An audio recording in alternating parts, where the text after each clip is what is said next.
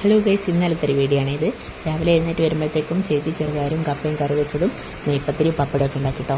ഉച്ചയ്ക്ക് ചോറും പിന്നെ മീൻകറിയും മീൻ വറുത്തതൊക്കെ ഉണ്ടായിരുന്നേ. അപ്പോൾ വൈകുന്നേരം ആയപ്പോഴത്തേക്കും ഇന്ന് വെള്ളാട്ടുണ്ട് കേട്ടോ കല്ലേരി അമ്പലത്തിൽ. അപ്പോൾ ഞാൻ മമ്മീനോട് ചോദിച്ചാൽ നമുക്കൊന്ന് പോയാലോ എന്ന്.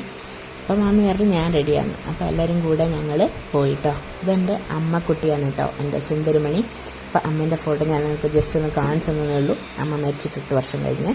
അപ്പം ഞാനും മാമിയും രാഗിച്ചും രമിച്ചിച്ചൊക്കെ കൂടെ ഞങ്ങളിങ്ങനെ നടന്ന് അമ്പലത്തിലേക്ക് പോയിട്ടോ. വീടിൻ്റെ അടുത്ത് നിന്ന് കുറച്ച് നടക്കാനേ ഉള്ളൂ. അപ്പോൾ വലിയൊരു മഴ വന്നിട്ടുണ്ടായിരുന്നു കേട്ടോ. മഴയും ഇടിയൊക്കെ ഉണ്ടായിരുന്നു. അതൊക്കെ തോർന്നതിന് ശേഷമാണ് ഞങ്ങൾ ഇറങ്ങിയത്.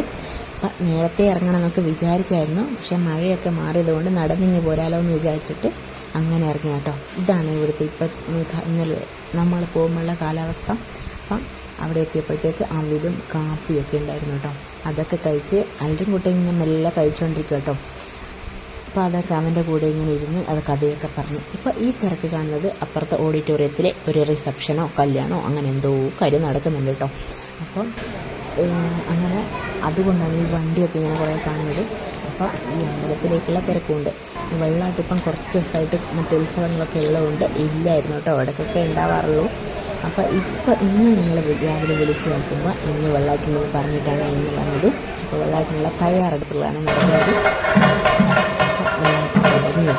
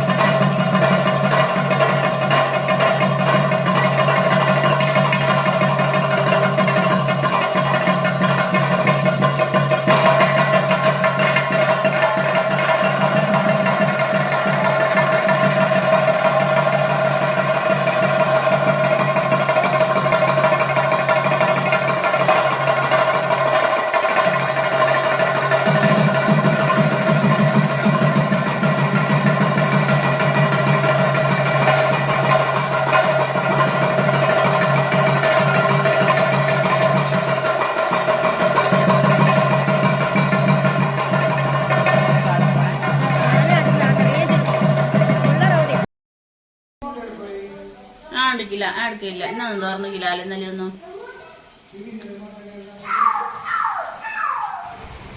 ചേട്ടാ നല്ല ചിക്കൻ കൊണ്ടുവന്നുകൊണ്ട് ഞങ്ങളത് റെഡിയാക്കിയിട്ടാണ്. ഞാൻ വരുമ്പോഴത്തേക്ക് ഞാനല്ല കേട്ടോ, ചേച്ചിയാണ്. ഇനിയിപ്പോൾ അതിൻ്റെ പേരിലായിരിക്കും വരും.